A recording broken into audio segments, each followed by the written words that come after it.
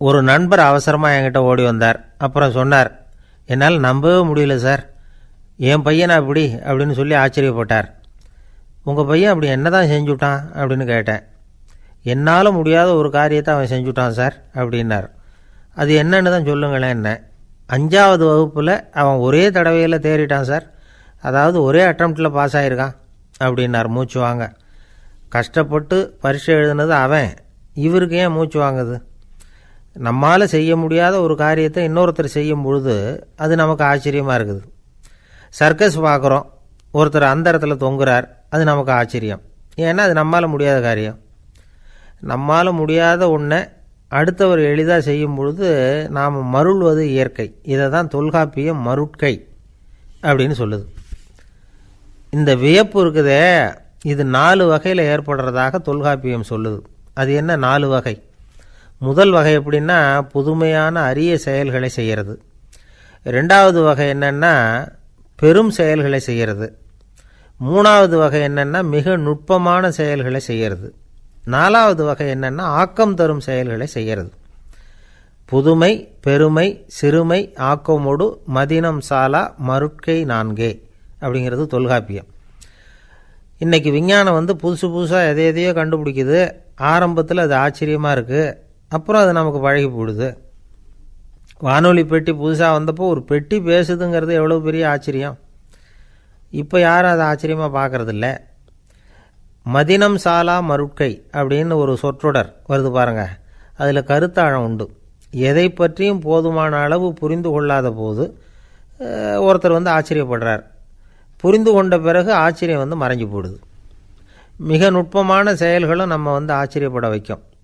ஒரு அரிசியில் ஒரு திருக்குறள் எழுதி காட்டுறாங்க, ஒரு முட்டை ஓட்டுக்குள்ளே ஓவியம் தீட்டி காட்டுறாங்க. கருங்கல் சிற்பங்களில் எவ்வளவு நுட்பமான வேலைப்பாடுகளை எல்லாம் பார்த்து ஆச்சரியப்படுறோம். இது மாதிரி ஆக்கப்பூர்வமான அரிய செயல்களை செய்கிறது கூட வியப்பை உண்டு பண்ணும். குப்பை கூலங்களை கூட வாழ்க்கைக்கு பயன்படுகிற பொருளாக மாற்றுகிறவர்கள் இருக்காங்க, அவர்களுடைய செயல் வியப்பு அளிக்குது. இடைக்காட்டு சித்தர் பாடின 30 நூலில் வர்ற ஒரு பாடல், ஆற்றல் பிறர் அறிதலின் அகம் கிளர்வு உறுதலின் கற்று அறி பாணர் கழுமிய கோடலின் தோற்றம் உருகவே போற்றல் சால் வியப்பே. ஒருத்தருடைய ஆற்றல் தெரியாமல் இருந்தது, அவருடைய அரிய செயலை பார்க்கும் பொழுது வியப்பாக இருந்தது, மனசுக்குள்ள கிளர்ச்சி. பாவலர்கள் இவர்களுடைய புகழை பாடி மற்றவர்களும் தெரிந்து கொள்ளுமாறு செய்கிறார்கள் அப்படிங்கிறது தான் ஒரு யதார்த்தமான உண்மை. ஆக எல்லா வகையிலும் மக்கள் தங்களுடைய வாழ்க்கையில் முன்னேறுவதற்கான வழிகாட்டுகிற ஒரு மெய்ப்பாடு தான் வியப்புங்கிறது.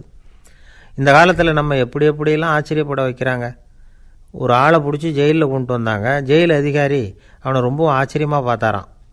இவன் கேட்டான், ஏன் சார் அப்படி பார்க்குறீங்க, நான் இப்போ இங்கே வர்றது உங்களுக்கு ஆச்சரியமாக இருக்குதா அப்படின்னு கேட்டிருக்கான். இதுக்கு ஜெயில் அதிகாரி சொல்லியிருக்கார், நீ இப்போ இங்கே வந்ததில் எனக்கு ஒன்றும் ஆச்சரியம் இல்லைப்பா, ஏற்கனவே நீ இங்கேருந்து விடுதலையாகி போய் 6 மாதம் ஆச்சு, இவ்வளவு லேட்டாக வர்றியே அதுதான் எனக்கு ஆச்சரியமாக இருக்குது அப்படின்னாராம். ஒருத்தர் ஒரு தவறு செஞ்சு விடுறாருன்னு வச்சுக்கோங்க, உடனே நீ செஞ்சது தவறு அப்படின்னு சொல்கிறது ஒரு வகை. அதுக்கு பதிலாக எது சரின்னு அவர் புரிந்து கொள்ள உதவி செய்கிறது இன்னொரு வகை. இந்த 2வது வகை இருக்குது பாருங்கள், நிர்வாக இயலில் இது ரொம்ப முக்கியம். அலுவலகத்தில் வேலை பார்க்குற ஒருத்தர் முக்கியமாக தெரிஞ்சுக்க வேண்டியது என்ன தெரியுமா?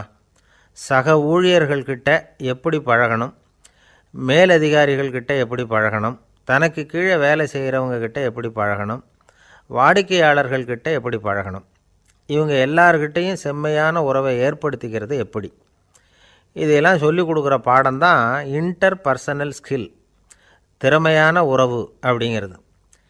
எந்த வேலையில் இருந்தாலும் சரி, இந்த உறவுகளை வளர்க்கும் திறன் உள்ளவங்க சீக்கிரம் முன்னுக்கு வந்துடுறாங்க.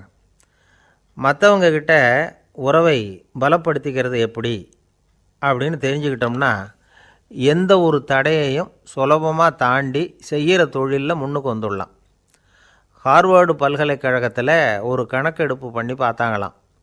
பார்க்குற வேலையில் எது மாதிரி குணாதிசயம் உள்ளவங்க வேகமாக முன்னுக்கு வர்றாங்க அப்படின்னு தெரிஞ்சுக்கிறதுக்காக இந்த கணக்கெடுப்பு. வெவ்வேறு துறையில் வேகமாக முன்னுக்கு வந்திருக்கிற பல பேரை சந்தித்து இந்த சர்வேயை நடத்தியிருக்கிறாங்க. அவங்க கண்டுபிடிச்சி சொல்லியிருக்கிற உண்மை என்ன தெரியுமா? ஒருத்தர் ஒரு வேலையில் இருந்தால் அது சம்பந்தப்பட்ட சப்ஜெக்ட் பற்றிய அறிவு 35% இருந்தால் போதுமா. ஆனால் உறவுகளை வளர்க்கக்கூடிய திறன், இன்டர் பர்சனல் ஸ்கில்லு 65% வேணும். இப்படி உள்ளவங்க சீக்கிரம் முன்னுக்கு வந்துடுறாங்களாம். அதனால் ஒருத்தருக்கு வேலை சரியாக புரியலைன்னா கூட விவரமாக மற்றவங்கக்கிட்ட பழகிறது எப்படின்னு புரிஞ்சால் போதும், அவர் முன்னுக்கு வந்துடலாம். அலுவலகங்களில் மட்டும் இல்லை, எல்லா இடங்கள்லேயும் இது ரொம்ப முக்கியம். வீட்டுக்குள்ளேயும் இது ரொம்ப முக்கியம், வீட்டுக்கு வெளியேயும் இது முக்கியம். அடுத்தவங்கக்கிட்ட பழகிறது எப்படிங்கிறத தெரிஞ்சிக்காதவன் வாழ்க்கையில் முன்னேற முடியாது. இன்றைக்கி ஆயுதங்களால் காயப்படுத்தி கொள்ளுகிறவர்களை விட வார்த்தைகளால் காயப்படுத்தி கொள்ளுகிறவர்கள் தான் அதிகம். பெரியவங்க என்ன சொல்கிறாங்க தெரியுமா? நீங்கள் இந்த பூமியில் பிறந்ததன் அர்த்தம் பூர்த்தி ஆகணும்னா அடுத்தவங்களுக்கு உதவி பண்ணுங்க. அடுத்தவங்களுக்கு உதவி செய்ய முடியாவிட்டால் கூட பரவாயில்லை, ஆனால் யாரையும் புண்படுத்தி விடாதீங்க அப்படின்னு சொல்கிறாங்க. எனக்கு தெரிஞ்ச ஒருத்தர் ஒரு அலுவலகத்தில் வேலை பார்க்குறார். அவர் சொல்லுவார், எனக்கு இந்த இன்டர் பர்சனல் ஸ்கில் ரொம்ப அதிகம் சார். சக ஊழியர்கள்கிட்ட ரொம்ப சுமூகமாக நடந்துக்குவேன். என் கூட வேலை பார்க்குற ஒருத்தருக்கு ஏதாவது ஒரு கஷ்டம்னா அந்த சமயத்தில் அவர் செய்ய வேண்டிய வேலையை நான் செஞ்சுருவேன் சார் அப்படிம்பார். நான் அவர்கிட்ட சமீபத்தில் அப்படி ஏதாவது செஞ்சுருக்கீங்களா அப்படின்னு கேட்டேன். செஞ்சுருக்கேன் சார். போன வாரம் புதன்கிழமை ஆஃபீஸில் என் பக்கத்து சீட்டுக்காரருக்கு வயிற்று வலி. உடனே நான் மெடிக்கல் லீவ் போட்டுவிட்டு எங்கள் வீட்டுக்கு போயிட்டேன் சார் அப்படின்னார். ஒருத்தன் எப்படி நடந்துக்கிறாங்கிறத வச்சு தான் அந்த ஆள் எப்படிங்கிறத நாம் முடிவு பண்ணுறோம். ஆளுமைன்னு சொல்கிறோம்ல, அதுக்கு சூழ்நிலைகளை ஆளுகின்ற தன்மை அப்படின்னு விளக்கம் கொடுக்குறார் ஒரு உளவியல் நிபுணர். சரி, ஒரு மனிதனுடைய ஆளுமையை உருவாக்குகிற விஷயங்கள் என்னென்ன? பிறப்பு, வளர்க்கப்பட்ட விதம், படிப்பு, நண்பர்கள், சமுதாயம், இப்படி நிறைய உண்டு. ஆளுமையின் அடிப்படையில் சில மனநோய்கள் உண்டாகுது. அதெல்லாம் என்னென்னங்கிறத தெரிஞ்சு வச்சுக்கிட்டோம்னா நம்ம கூட இருக்கிறவங்கள அடையாளம் கண்டுபிடிக்கிறதுக்கு அது ரொம்ப உபயோகமாக இருக்கும். ஃப்ரெனாய்டு ஆளுமை அப்படின்னு ஒன்று. இந்த கோளாறு உள்ளவங்க எப்படி இருப்பாங்க தெரியுமா? அதிக உணர்ச்சி, சந்தேகம், பொறாமை இதெல்லாம் அதிகமாக இருக்கும். வளைஞ்சு கொடுக்க மாட்டாங்க. அடுத்தவங்களோட இணக்கமான உறவு இருக்காது. அவங்க செய்கிற தப்புக்கெல்லாம் அடுத்தவங்களை குறை சொல்லிகிட்டு இருப்பாங்க. இது ஒரு ரகம். அடுத்தது ஸ்கிசாய்டு ஆளுமை அப்படின்னு சொல்கிறாங்க. இந்த கோளாறு உள்ளவங்க அடுத்தவங்களோட பழக கூச்சப்படுவாங்க. சின்ன வயசுலேயே இது ஆரம்பமாயிடுது. பகல் கனவுலேயே சஞ்சரிப்பாங்க. அவங்களுடைய விரோதம், கோபம் இதை கூட வெளியில் காட்டிக்க முடியாமல் இருப்பாங்க. இவங்களுக்கு அகமுகம், பிரச்சனைகள்லேருந்து ஒதுங்கி எதுலேயும் ஈடுபாடு இல்லாதவங்களாக இருப்பாங்க. இப்படி ஒரு ரகம். அடுத்தது சைக்ளோதமிக் ஆளுமை அப்படின்னு சொல்கிறாங்க. அது என்னென்னா, உணர்ச்சிகளில் ஏற்றத்தாழ்வு அதிகமாக இருக்குமா. சில சமயம் பார்த்தா மகிழ்ச்சியாக இருப்பாங்க, சில சமயம் சோகமாக உட்காந்துருப்பாங்க. அவங்க மனநிலைக்கு தகுந்த மாதிரி சமூக நிகழ்ச்சிகளில் பங்கெடுத்துக்குவாங்க. இன்னொரு வகை என்னென்னா எண்ணப்பீடிகை ஆளுமை அப்படின்னு பேர் வச்சுருக்கிறாங்க. அதுக்கு இவங்களுக்கெல்லாம் கரெக்டாக இருக்கணும். எல்லாம் சட்டத்திட்டம், எதுலேயும் ஒரு ஒழுங்குமுறை, இப்படி எதிர்பார்க்குற மனோபாவம். இவங்க எதிர்பார்ப்புக்கும் வரன்முறைக்கும் மற்றவங்க கட்டுப்படணும்னு நினைப்பாங்க. இந்த நிலைமை நீடித்தா என்ன ஆகும் தெரியுமா? அலைக்கழிக்கிற எண்ணங்கள் திரும்ப திரும்ப ஒரே செயலை செய்ய தூண்டுற மன தளர்ச்சிக்கு ஆளாயிடுறாங்க. அடுத்தது ஹிஸ்டீரியா ஆளுமை. சின்ன விஷயத்தையெல்லாம் பெருசுப்படுத்தி நாடகமாக்குற நடிகர்கள் இவங்க. உணர்ச்சி அதிகம் உள்ளவங்க. இவங்க மன எழுச்சியில் பக்குவமின்மை, குழந்தைத்தனம், முதிர்ச்சியின்மை எல்லாம் இருக்கும். தன்னலம் மிக்க குணம். பிறர் தன்னை மட்டுமே கவனிக்கணும்னு நினச்சி செயல்படுறது, இதெல்லாம் இவங்க அடையாளம். அடுத்த ரகம் எப்படின்னா வளர்ச்சியற்ற ஆளுமைன்னு சொல்கிறாங்க. அடுத்தவங்களோட இணங்கி போக முடியாதவங்க, அறிவு, மன எழுச்சி, சமூக உறவு இதில் எல்லாம் போதுமான வளர்ச்சியையும் நிறைவையும் பெற முடியாதவங்க. இவங்களால் வாழ்க்கையில் முன்னேற முடியாது. பிச்சைக்காரங்க, குற்றவாளிகள், இவங்ககிட்டெல்லாம் இது மாதிரியான ஆளுமை அதிகமாக இருக்குமா. அடுத்தது என்னென்னா சோர்வுடைய ஆளுமை. எதுலேயும் உற்சாகம் இல்லாமல் சோர்ந்து போயிருப்பாங்க. அதுக்கெல்லாம் நமக்கு வலிமை இல்லைப்பா அப்படின்னு சொல்லிகிட்டு இருப்பாங்க. சின்ன விஷயங்களுக்கெல்லாம் அதிர்ச்சி அடையிறது, வாழ்வின் சுவையை அனுபவிக்க முடியாதவங்க. இன்னொரு ரகம் இது கொதித்தெழும் ஆளுமைங்கிறாங்க. எதுக்கு எடுத்தாலும் ஆத்திரம், குரோதம், வன் செயல் இதிலெல்லாம் ஈடுபாடு, இப்படி உள்ளவங்க. நத்தை வகை ஆளுமை அப்படின்னு ஒன்று. அடுத்தவங்க மேலே விரோதம் இருக்கும், அடிக்கணுங்கிற எண்ணம் இருக்கும். ஆனால் அதை அப்படியே வெளியில் காட்டாமல் அதே சமயம் அமைதியான முறையில் வெறுப்பை வெளிக்காட்டுற ரகம். இவங்கெல்லாம் பேசாமல் கம்முன்னு இருந்துக்கிட்டே நினச்சதை நிறைவேற்றிக்கிறவாங்க. முன்ஜாக்கிரதை ஆளுமை அப்படின்னு ஒரு ரகமாக. பாதுகாப்பின்மை, சந்தேகம், முழுமையின்மை, அறவேக்காட்டுத்தனம் இந்த மனப்போக்கு அதிகமாக இருக்கிறதுனால அகம்பாவம், பிடிவாதம், எச்சரிக்கை எல்லாம் அளவுக்கு மீறி இருக்கும். இதுவரைக்கும் நாம் பேசிக்கிட்டு இருந்த ஆளுமை பண்புகள் அளவுக்கு அதிகமாக போயிட்டுதுன்னா ஆளுமை கோளாறுகள் ஏற்படும். அதன் அடிப்படையில் மனவியாதிகள் வருமா. அதனால் இணக்கமான எல்லாரும் விரும்புகிற இயல்பான ஆளுமையை பெறுவதற்கு நாம் முயற்சி செய்யணும் அப்படிங்கிறது மனோதத்துவ நிபுணர்களுடைய ஆலோசனை. ஒருத்தர் ஒரு மனோதத்துவ டாக்டரை தேடிட்டு வந்தாராம். டாக்டர், எனக்கு மனசில் ஏதோ வியாதி, ஆளுமை கோளாறு, அதாவது எனக்கு சீக்கிரமாக செத்து போனால் தேவையில்லைன்னு தோணுது அப்படின்னாராம். உடனே அந்த டாக்டர், சரி அப்படின்னா இங்கே இருங்க, நான் வைத்தியம் பார்க்குறேன் அப்படின்னாராம். ஒரு ஊரில் ஒரு ராஜா இருந்தார். பெரிய அரண்மனையில் தான் இருக்கிறார். எல்லா வசதியும் இருந்தது. இருந்தாலும் அவர் எல்லாரும் சொல்கிறது எப்படி தெரியுமா, பிச்சைக்கார ராஜா. அப்படி ஒரு பேர் அவருக்கு நிலச்சி போச்சு. ஜனங்களும் சரி, மற்ற தேசங்களில் உள்ளவங்களும் சரி, அவர் அந்த பேர் சொல்லியே குறிப்பிடுறது வழக்கமாக போட்டுது. இது அவருக்கு ரொம்ப கவலையாக போச்சு. என்ன இது, நம்மளை தேடி வர்றவங்களுக்கெல்லாம் நாம் சோறு போடுறோம், நம்ம புகழ்ந்து பாடல் ஏற்றி கொண்டு வர்ற புலவர்களுக்கெல்லாம் அவங்க எப்படி வந்தாலும் ஒருவேளை சோறு போடணுங்கிறது உத்தரவு. இவ்வளவுலாம் செஞ்சும் நம்மளை போய் பிச்சைக்கார ராஜான்னு எல்லாரும் சொல்கிறாங்களே, அது ஏன், எதுக்காக இப்படி சொல்கிறாங்க? இதுதான் ராஜாவுக்கு குழப்பம். சரி, இதை பற்றி நம்ம அமைச்சர்கள்கிட்ட கேட்கலாமா அப்படின்னு யோசனை பண்ணார். இந்த விஷயத்தை போய் அவங்கக்கிட்ட எப்படி கேட்குறதுன்னு அவருக்கு தயக்கமாக இருந்தது. கௌரவ குறைச்சலாக தெரிஞ்சுது அவருக்கு. சரி, சாதாரண குடிமக்கள்கிட்ட இதை பற்றி கேட்கலாமா அப்படின்னு யோசனை பண்ணார். கேட்கலாம், ஆனால் அவங்க யாரும் ராஜா முன்னாடி வந்து நின்று தைரியமாக பேசக்கூடிய அளவுக்கு இல்லை. ராஜாவோட குழப்பம் நாளுக்கு நாள் அதிகமாக போச்சு. கடைசியாக அவர் ஒரு முடிவுக்கு வந்தார். அதாவது இதை பற்றி ஒரு பிச்சைக்காரங்கிட்டே கேட்டு பார்த்துட்டா என்ன. இதுதான் அவர் பண்ண முடிவு. உடனே மாறு வேஷம் போட்டுக்கிட்டு நகர்வலம் போனார். ஒரு பிச்சைக்காரனை கண்டுபிடிச்சார். இதை பாருப்பா, நம்ம ராஜாவை எல்லாரும் பிச்சைக்கார ராஜான்னே சொல்கிறாங்களே, அதுக்கு என்ன காரணமாக இருக்கும் அப்படின்னு கேட்டார். அதுக்கு அவன் சொல்கிறான், இதுக்கான பதிலை இன்னும் ஒரு 30 நாளில் சொல்கிறேன் அப்படின்னா. உடனே இவருக்கு சந்தோஷம். உண்மையை அவங்ககிட்ட சொன்னார். நான் வேறு யாரும் இல்லை, நான் தான் இந்த நாட்டு ராஜா. இப்போ நீ என் கூடவே வந்துடு, அரண்மனையிலேயே தங்கிக்கோ. 30 நாள் கழித்து எனக்கு பதில் சொல்லிவிட்டு அதுக்கப்புறமா நீ போகலாம் அப்படின்னு சொல்லி அழைச்சிட்டு வந்துட்டார். அரண்மனையில் ஒரு மூலையில் அவன் தங்கறதுக்கு இடம் கொடுத்தார். தினம் 2 வேளையும் இவனுக்கு சோறு போடுங்க அப்படின்னு உத்தரவு போட்டார். ராஜா கொடுத்த இடத்துல போய் உக்காந்துக்கிட்டான் அந்த பிச்சைக்காரன். தினமும் அந்த அரண்மனையில் நடக்கிறதையெல்லாம் கவனிச்சிக்கிட்டு வந்தான். வேளைக்கு சாப்பாடு வரும், சாப்பிட்டுக்கிட்டு இருக்கான். இப்படி 30 நாள் முடிஞ்சுது. ராஜா வந்தார். என்ன, என்னோட கேள்விக்கு பதில் என்னன்னு கண்டுபிடிச்சிட்டியான்னார். கண்டுபிடிச்சிட்டேன்னா. என்ன எல்லாரும் பிச்சைக்கார ராஜான்னு சொல்கிறாங்களே, அது நியாயமாக படுதா உனக்குன்னு கேட்டார். நியாயமாக தான் படுது, சந்தேகம் இல்லாமல் நீங்கள் பிச்சைக்கார ராஜா தான். என்ன தான் நீங்கள் வசதியோடவும் படைபலத்தோடவும் இருந்தால் கூட நீங்கள் எங்கள் வர்க்கத்தை சேர்ந்த ஆசாமி தான் அப்படின்னு அடித்து சொல்லிவிட்டான் அந்த ஆள். ஏனால் அப்படி சொல்கிறேன்னு கேட்டார் இவர். அரசே, ஒரு உண்மையை கண்டுபிடிச்சி சொல்கிறதா நான் உங்ககிட்ட சொன்னேன். நீங்கள் ராஜ பரம்பரைன்னா உடனே உங்கள் கழுத்தில் கிடக்கிற முத்து மாலையை கழட்டி பரிசாக கொடுத்துருப்பீங்க, பொன்னையும் மணியையும் கொடுத்துருப்பீங்க. ஆனால் நீங்கள் அப்படி செய்யலை. என்னை ஒரு மூலையில் உட்கார வச்சு 2 வேளை சோறு போட சொன்னீங்க.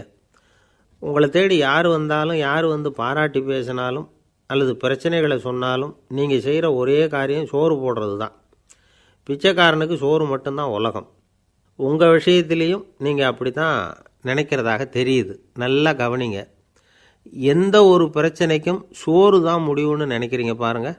நீங்கள் சந்தேகமில்லாத எங்களை சேர்ந்த ஆள் தான் அப்படின்னு விட்டான் அந்த பிச்சைக்காரன். அதுக்கப்புறம் தான் அந்த ராஜா தன்னுடைய தவறுகளையெல்லாம் திருத்திக்கிட்டாராம். பசின்னு வர்றவங்களுக்கு சோறு தான் போடணும், அது தப்பு இல்லை. பாராட்ட வர்றவங்களுக்கெல்லாம் சோத்தையே போட்டு அனுப்புனா இப்படி தான் பேர் வரும். எனக்கு தெரிஞ்ச ஒருத்தர் தினமும் யாராவது ஒருத்தரை தன் வீட்டுக்கு அழைச்சிட்டு போவார், சாப்பாடு போட்டு அனுப்புவார். முன்னறிவிப்பு இல்லாமல் திடீர்னு ஒரு விருந்தாளியோட வீட்டில் போய் இவர் நிற்கிறது வழக்கம். அந்த அம்மாவும் இவருக்காக தயார் பண்ணி வச்சுருந்ததை இவர் அழைச்சிட்டு வந்திருக்கிற விருந்தாளிக்கு போட்டுருவாங்க. விருந்தாளி சாப்பிட்டுட்டு போனதுக்கப்புறம் இவர் மனைவிகிட்ட உனக்கு சிரமம் வேணாம் அப்படின்னு சொல்லிவிட்டு பக்கத்தில் உள்ள ஒரு ஹோட்டலுக்கு போய் காசு கொடுத்து சாப்பிட்டுட்டு வந்துடுவார். பல நாள் இப்படி நடக்கும். ஒரு நாள் அவரை தனியாக கூப்பிட்டுக்கிட்டு போய் ஏன் இப்படி பண்ணுறீங்கன்னு கேட்டோம். அதுக்கு அவர் சொல்கிறாரு, எங்கள் வீட்டு சாப்பாட்டிலேருந்து தப்பிக்கிறதுக்கு எனக்கு வேறு வழி எதுவும் தெரியல சார், அதனால தான் இப்படி பண்ணிகிட்ருக்கிறேன் அப்படின்னார் ரொம்ப பரிதாபமாக. ஒரு மனுஷனுக்கு 3 விதத்தில் கர்வம் உண்டாகிறதுக்கு வாய்ப்பு உண்டு. பணம், பதவி, புகழ். பணம் அதிகமாக வந்தால் கர்வம் வரலாம், பதவி பெருசாக வந்துட்டுதுன்னா கர்வம் வரலாம், புகழ் அதிகமாக போனாலும் கர்வம் வரலாம். இந்த 3 வகையான கர்வத்துக்கும் இடம் கொடுக்காமல் இருக்கிறாங்க பாருங்கள், அவங்க தான் சிறந்த மனிதர்கள். ஒரு பெரிய பொறுப்பில் இருக்கிறவங்களுக்கு கர்வம் வந்துடக்கூடாது. அப்படி வந்துட்டுதுன்னா அது எல்லாருக்கும் இடைஞ்சல். ஒரு ராஜா இருந்தார். அவர் ஒரு நாள் தன்னுடைய தலைநகரத்தை சுற்றி வந்துக்கிட்டு இருந்தார். ஒரு இடத்துல ஒரு அழகான நிலத்தை பார்த்தார். ஆஹா, இந்த இடத்துல நமக்குன்னு ஒரு மாளிகையை கட்டினா எவ்வளோ நல்லாயிருக்கும் அப்படின்னு நினச்சார். ராஜா நினச்சா அது முடியாத காரியமா? சரி, இந்த நிலம் யாருக்கு சொந்தம்னு விசாரிங்க அப்படின்னார் பக்கத்தில் இருந்தவங்கக்கிட்ட. அவங்கெல்லாம் ஓடி போய் விசாரித்தாங்க. அந்த இடம் ஒரு வயசான கிழவிக்கு சொந்தம், வயசான அம்மாவுக்கு சொந்தமாக. அந்த அம்மா தான் அதில் ஒரு குடிசையை போட்டு குடியிருந்துகிட்டு இருக்கிறாங்க. சரி, அந்த நிலத்துக்கு ஒரு விலையை நிர்ணயம் பண்ணி அதை அந்த வயசான அம்மாக்கிட்ட கொடுத்துருங்கோ அப்படின்னு உத்தரவு போட்டார் ராஜா. ஆனால் அந்த அம்மா, இது எங்கள் பூர்வீக இடம், இதை விற்க மாட்டேன் அப்படின்னு சொல்லிவிட்டுது.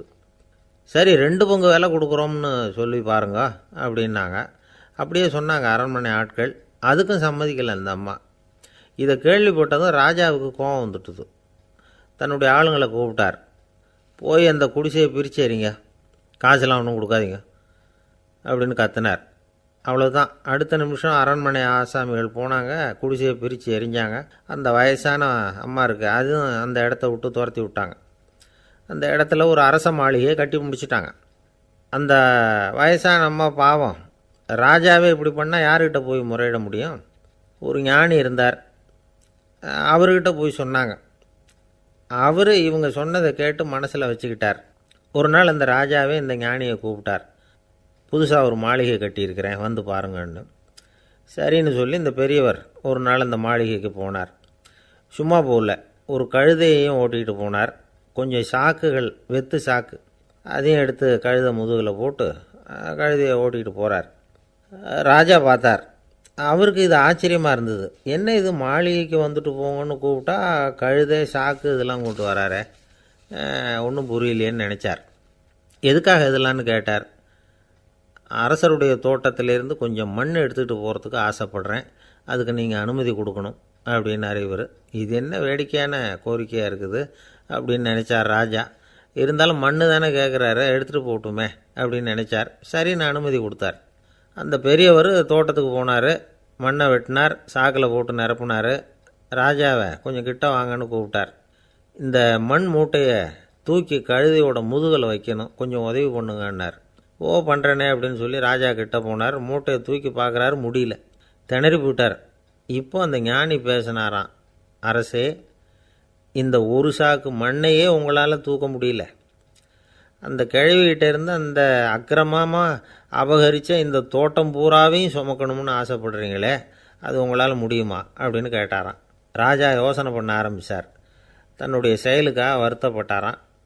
அந்த வயசான அம்மாவை உடனடியாக வரவழைச்சார். தாயே, தப்பு பண்ணிட்டேன், என்னை மன்னிச்சுக்குங்க, இன்னையிலேருந்து இந்த மாளிகையும் தோட்டமும் உங்களுக்கு தான் சொந்தம் அப்படின்னு சொல்லிவிட்டாராம். போகிறப்ப இந்த உலகத்திலேருந்து எண்ணத்தை எடுத்துகிட்டு போக போகிறோம், அதனால் ரொம்பவும் அலட்டிக்க வேண்டியதில்லை, கர்வப்பட வேண்டியதில்லை அப்படிங்கிறது ஒரு பெரிய உபதேசம். ஒரு பெரிய மனுஷன் சாக கிடந்தார், ரொம்பவும் அழுதார். ஏன் அழறீங்க அப்படின்னு கேட்டாங்க சுற்றி இருந்தவங்க. நான் சாகிறதுக்காக கவலைப்படலை, நான் நம்ம ஜனங்களுக்காக எவ்வளவோ காரியம்லாம் செஞ்சுக்கிட்டு வந்தேன். நான் செஞ்சுக்கிட்டு வந்த சேவையை இனிமேல் யார் செய்ய போகிறாங்க, அது யாரால் முடியும், அதை நினச்சி தான் அழறேன் அப்படின்னாராம். ஒருத்தர் முன்னாடி வந்தார். அதுக்காக நீங்கள் கவலைப்படாதீங்க, உங்கள் சேவையை தொடர்ந்து செய்கிறதுக்கு என்ன மாதிரி இளைஞர் பட்டாலும் தயாராக இருக்குது, இருந்தாலும் எங்கள் கவலை என்னென்னா அப்படின்னு இழுத்தார். என்ன சொல்லுங்கன்னு கேட்டார் அவர். நீங்கள் இது வரைக்கும் என்ன சேவை செஞ்சுக்கிட்டு வந்தீங்க, அதுதான் எங்களுக்கு இன்னமும் புரியாத புதிராக இருக்குது அப்படின்னாராம் அவர். ஆஃபீஸை முடிஞ்சு வீட்டுக்கு போகிற சமயத்தில் ஒருத்தர் கடைக்கு போய் ஸ்வீட் வாங்கினார். சரி, வீட்டுக்கு பிள்ளைங்களுக்கு தான் வாங்கிட்டு போகிறார் அப்படின்னு மற்றவங்க நினச்சாங்க. அவர் அப்படி செய்யலை. அந்த இடத்துலையே பொட்டலத்தை பிரித்தார். திருட மாதிரி அப்படியே சுற்றி ஒரு தரம் பார்த்துக்கிட்டார். யாரும் தெரிஞ்சவங்க இல்லைங்கிறத முடிவு பண்ணிவிட்டு அவசரமாக அதை அப்படியே போட்டு முழுகிவிட்டு கையை தொடச்சிக்கிட்டு நல்ல பிள்ளை மாதிரி நடந்து போக ஆரம்பிச்சிட்டார். அவர் யாருன்னா, அவரோட பிரச்சனை எல்லாருக்கும் தெரியாது, சில பேருக்கு தான் தெரியும். அதாவது அவர் உடம்பில் சர்க்கரை இருக்குதுன்னு டாக்டர் சொல்லிவிட்டாராம். அதனால் வீட்டில் சர்க்கரையே இவர் கண்ணில் காட்டுறதில்ல. அதனால் இவர் யார் கண்ணிலையும் படாமல் இப்படிப்பட்ட வேலைகள்லாம் செய்கிறது வழக்கம். யாருக்கும் தெரியாமல் இப்படி ஸ்வீட்டை வாங்கி சாப்பிட்டுட்டு அவர் பாட்டுக்கு போயிடுறது. இப்படிப்பட்டவங்களுக்கெல்லாம் கொஞ்சம் ஆறுதலான தகவல் இன்றைக்கி. அது என்னென்னா, நாம் சாப்பிட்ற சர்க்கரைக்கும் நம்ம உடம்பில் உள்ள சில கோளாறுகளுக்கும் அப்படி என்ன தான் சம்மந்தம் இருக்குது. இதை பற்றி சமீபத்தில் சில ஆராய்ச்சிகள்லாம் நடந்திருக்குது. ஏன்னா சர்க்கரைன்னாவே விஷம் மாதிரி அதை பார்க்குறவங்களும் சில பேர் உண்டு. சின்ன பிள்ளைங்களுக்கு வயத்தில் பூச்சி உண்டாகிறதுலேருந்து பெரியவங்களுக்கு நீரிழிவு வர்ற வரைக்கும் எல்லாத்துக்கும் சர்க்கரை தான் காரணம்னு சொல்லிகிட்டு இருக்கிறோம். ஆனால் அந்த அளவுக்கு பயப்பட வேண்டிய அவசியம் இல்லை அப்படின்னு சொல்கிறாங்க. சர்க்கரை வியாதி, இருதய நோய், பித்த நீர்ப்பை நோய், இதெல்லாம் சில நோய்கள்லாம் நாம் சாப்பிட்ற சர்க்கரைக்கும் தொடர்பு இருக்குன்னு நினைக்கிறோம்.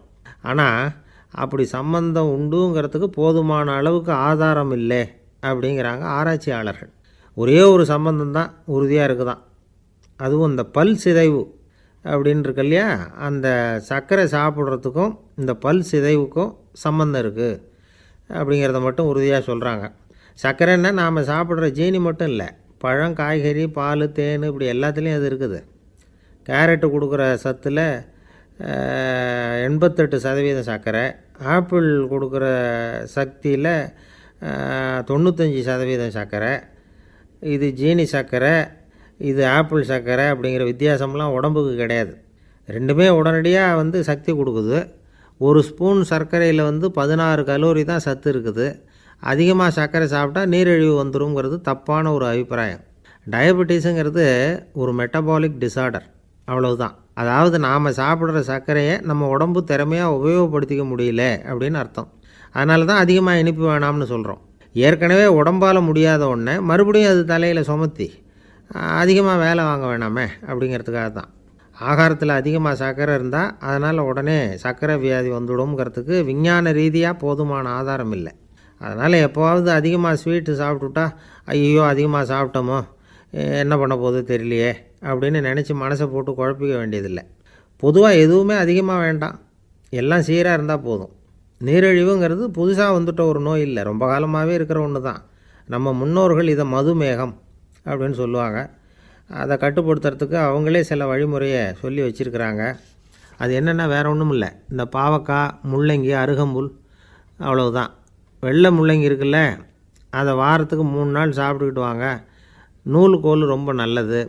இல்லைன்னா முள்ளங்கி சாறு 1 ounce சாப்பிட்டுட்டு வரலாம். ரத்தத்தில் சேர்கிற சர்க்கரை அளவை இதெல்லாம் கட்டுப்படுத்துது. சிறுநீரில் காணப்படுகிற சர்க்கரை அளவையும் சமநிலைப்படுத்துது. தினமும் ஆகாரத்தில் கோதுமை, கேழ்வரகு, வெந்தயம், கருவேப்பிலை, சோயாபீன்ஸ் எது கிடைக்குதோ சேர்த்துக்கலாம். இப்படிலாம் செஞ்சுக்கிட்டு வந்தால் அப்புறம் வீட்டுக்கு தெரியாமல் கடையில் போய் நின்றுக்கிட்டு ஸ்வீட் வாங்கி திருட்டுத்தனமாக சாப்பிட வேண்டிய அவசியமே உங்களுக்கு வராது. 2 ஆசாமிகள் கடற்கரையில் உட்காந்து சாவகாசமாக பேசிக்கிட்டு இருந்தாங்களாம். ஒருத்தர் சொன்னார், இன்னொருத்தருக்கு தெரியாமல் ஸ்வீட்டு சாப்பிட்றதே எப்பவும் இடைஞ்சல் தான் சார். நேற்றுக்கு பாருங்கள் அப்படி தான் சாப்பிட்டுக்கிட்டு இருந்தேன், வீட்டுக்காரி கண்ணில் போட்டுவிட்டுது, அதுக்கப்புறம் ஒரே ரகலையாக போச்சு அப்படின்னாராம். எனக்கு கூட அப்படி தான் சார் ஆகிட்டுது, ஒரே ரகலை அப்படின்னாராம் இன்னொருத்தர். நீங்கள் சாப்பிட்டதும் உங்கள் வீட்டுக்காரங்க கண்ணில் போட்டுவிட்டுதா சார் அப்படின்னு கேட்டிருக்கார் இவர். அதுக்கு அவர் சொன்னாராம், அப்படி இல்லை சார், கடைக்காரர் கண்ணில் போட்டுவிட்டுதோ, நான் அவருக்கு தெரியாமல் அந்த ஸ்வீட்டை அவர் கடையிலேருந்து எடுத்திருந்தேன் அப்படின்னு விளக்கம் கொடுத்தாராம் இந்த ஆள். இயேசுநாதர்கிட்ட ஒருத்தர் கேட்டாராம், இயேசுவே என்னை எவ்வளவு நேசிக்கிறீர்கள் அப்படின்னு. அவர் தன்னுடைய 2 கைகளையும் அகல விரித்து இவ்வளவு என்று சொல்லி சிலுவையில் உயிர் நீத்தார் அப்படின்னு சொல்லுவாங்க. அதாவது அந்த நேசிப்புக்கு எல்லை கிடையாது, அதே போல் மன்னிப்புக்கும் எல்லை கிடையாது. இது இயேசுநாதர் சொல்லி கொடுத்த ஒரு பாடம். இயேசுனுடைய சீடர்களில் ஒருத்தன் பீட்டர், அவன் ஒரு நாள் இயேசுநாதர்கிட்ட கேட்டிருக்கான், இயேசுவே நான் என்னுடைய தம்பிக்கிட்ட அடிக்கடி சண்டை போட்டுக்கிட்டு இருக்கிறேன், என்னுடைய சகோதரன் கூட, அவனை நான் எத்தனை தடவை மன்னிக்கிறது? ஏற்கனவே 7 தடவை அவனை மன்னிச்சுட்டேன் அப்படின்னு சொல்லியிருக்கிறான்.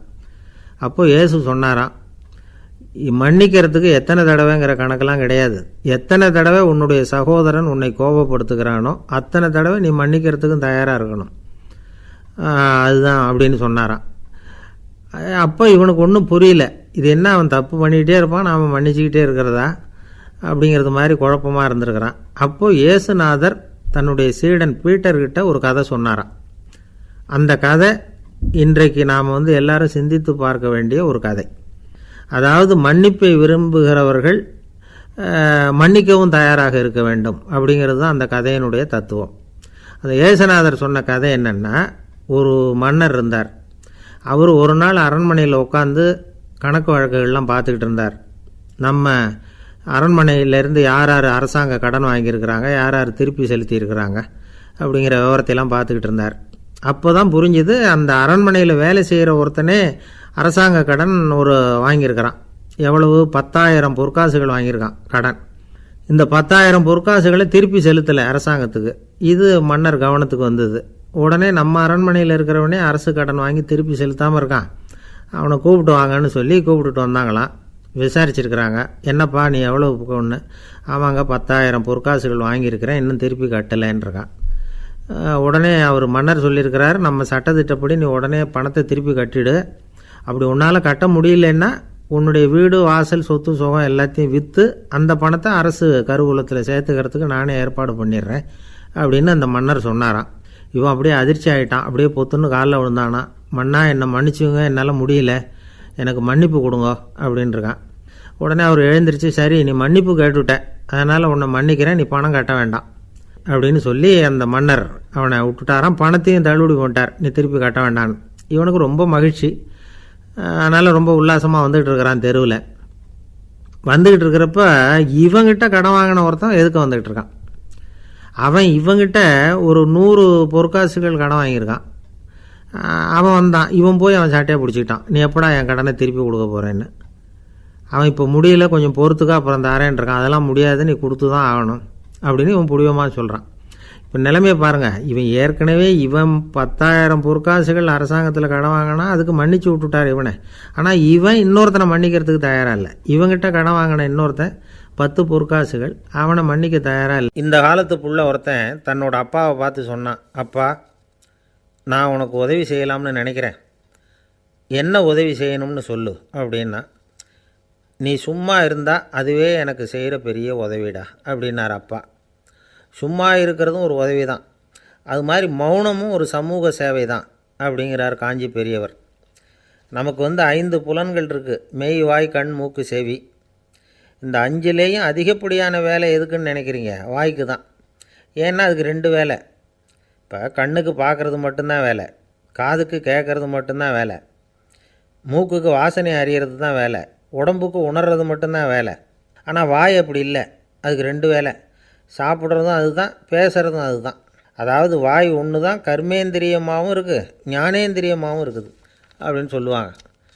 சாப்பாட்டில் உட்காந்தா எந்தெந்த ஆகாரம் என்னென்ன ருசின்னு அறிவிக்கிற வேலையும் செய்யுது. சபையில் உட்காந்தா பாடுறது, பேசுறது, சிரிக்கிறது, இது மாதிரியான வேலையும் செய்யுது. இன்னொரு வித்தியாசம், கண்ணு காது மூக்கெல்லாம் ஸ்ட்ரெயின் பண்ணிக்கிட்டு வேலை செய்கிறதில்ல. ஒரு ரோஜா பூ பார்த்தா உடனே மூக்கு அப்படியும் இப்படியும் அசைய ஆரம்பிக்கிறதில்ல. ஒரு சங்கீதத்தை கேட்ட உடனே காது ஆட ஆரம்பிக்காது. ஆனால் வாய் அப்படி இல்லை, அது பேசினாலும் சரி சாப்பிட்டாலும் சரி அசைஞ்சு தான் ஆகணும். ஆக மற்றதை விட வாய்க்கு வேலை ஜாஸ்தின்னு தெரியுது.